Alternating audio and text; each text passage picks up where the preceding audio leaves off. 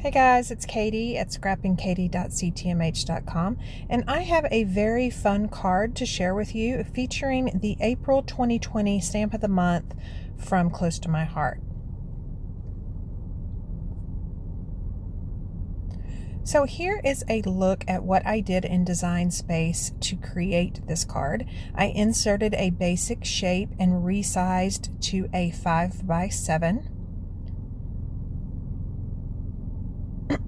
So the easiest way to do that is insert a square, go up and unlock the proportions to that, and then just type in 5x7.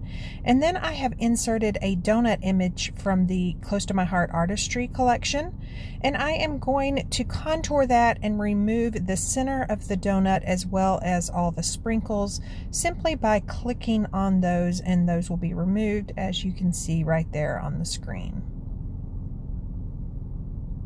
So once that's done, I am going to unlock the proportions as well. And then that will allow me to play with the shape and kind of elongate it and make it where it creates those layers that you see in the background of the card. So in order to do that, I collected both of those images and then I sliced out that elongated donut, and so that is what you're left with. So then you just repeat that process for each one of the layers. I have 3 layers here, and then the back is just a 5x7 rectangle of that darker blue. And in order to get the various layers where they're not just laid on top of each other, you can either rotate that elongated donut shape, or you can play with the sizing of it. And then you would collect both images and then slice like you did before, and then you would repeat the process one more time. You'll see here in just a second when I change the color of this what I'm talking about. So see how you can see that blue behind there? So here is some of the pieces that I'm tearing off my Cricut mat.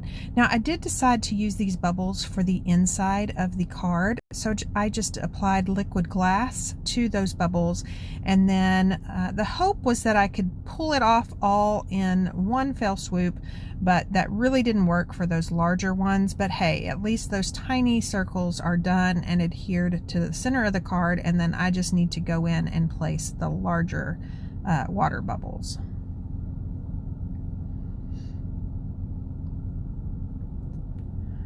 So now that I have got all of the pieces cut, I'm going to start layering. Again, this lagoon piece is just a normal 5x7 rectangle. I adhered it to a white daisy cardstock base that I created by taking a 7x10 piece of white daisy cardstock and scoring on the 10-inch side at 5 inches. And of course, since my cutter plus my scoring just don't line up, and they never seem to line up, I did have to trim a little bit of that off. So here I am working with the Stamp of the Month, and I am just pulling off some of the images that I know I want to use.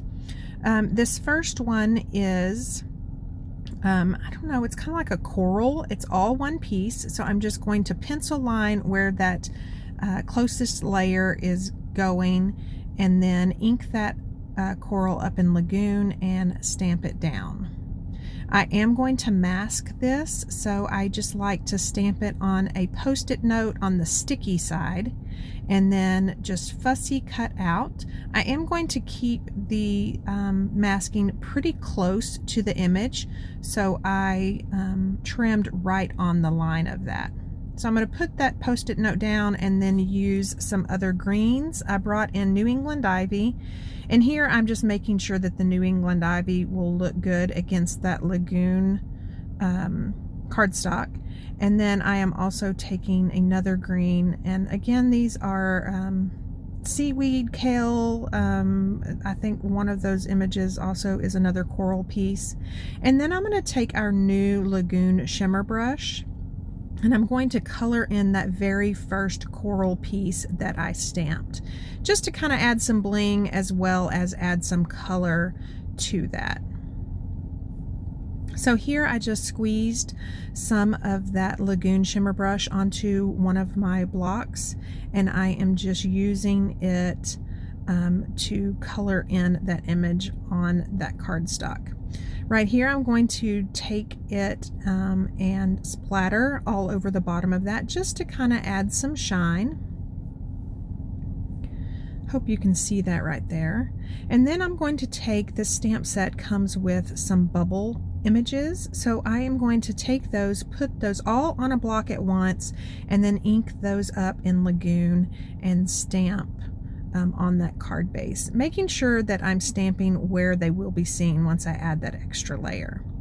So here I just took several of the fish and random stamped them, and then colored them in with our tri-blend markers, and then fussy cut them out. You can see that I also did a sign and a sandcastle.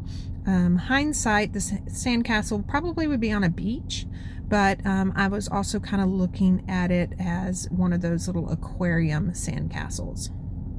So I did, when I fussy cut, I did keep a white border around. If you're a follower of mine, you know I like to do that. And then I applied some 3D foam tape to that next layer just to kind of add some dimension. I'm going to do the same thing with this mint layer right here. And then I'm also going to do the same thing with this very top layer that has the bubbles. So to create the bubbles, I did not show that on my Design Space tutorial, but all I did was I inserted a basic shape, which was a circle, and I sized them, you know, different sizes. I have two sizes of the larger ones, and then those smaller ones, I just sized them and then grouped them into groups of 4, and then I just sliced out of that top layer, and that's how I kind of get the bubble look. Again, I will be providing my free Design Space file down below, so you can go grab it and then make your own card. All you need is the Artistry Collection from Close to My Heart. And then right here, I am going to start taking all the little images that I've fussy cut out and adhering them down. So what makes this card so cute is that you've got several areas in which you can adhere these images down to create more dimension. So this little sign is actually getting adhered down to the very base level. And then the sandcastle is almost at the top, and of course it has 3D foam tape to it. And then the same thing with these fish. So one is getting adhered down to the base, and then the others are going to be adhered down to the various layers to kind of create more dimension.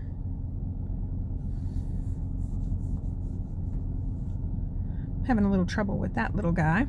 And if you wonder about the colors of my fish, I just asked my daughter what colors she wanted them. Aside from the clownfish, we did kind of keep true to that, but she just told me what colors and I colored. So I have no idea if these fish are even in existence. So I did decide to add some of our brand new seashell sequins in there. And then I'm going to take some mint shimmer brush and add some shimmer to that top layer. Again, the same technique, squeezing some of that onto a block and then just using that brush kind of like a paintbrush and flicking all over the top. And I love the shimmer that it brought to the top of that card.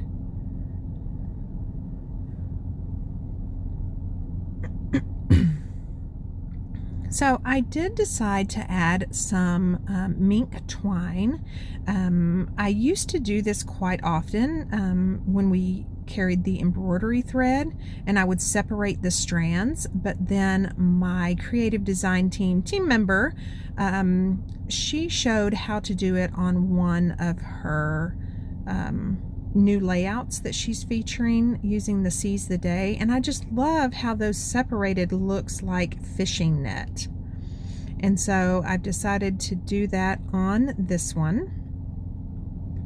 And I'm just tucking that in, and then once I know where it is, I added liquid glass to adhere it down. So for the center sentiment, I am going to pull off a sentiment that says "You are officially awesome" and ink that up in Lagoon, and then just stamp that down on the center top. And then I wanted to add some fish. I did not want to waste my colored fish, so I am just using a gray pewter and then inking up a couple of fish that face opposite directions. And that is the card. Again, I will link my Design Space file down below, as well as the links to the products you need to make this card. Thank you so much for stopping by, and have a wonderful week.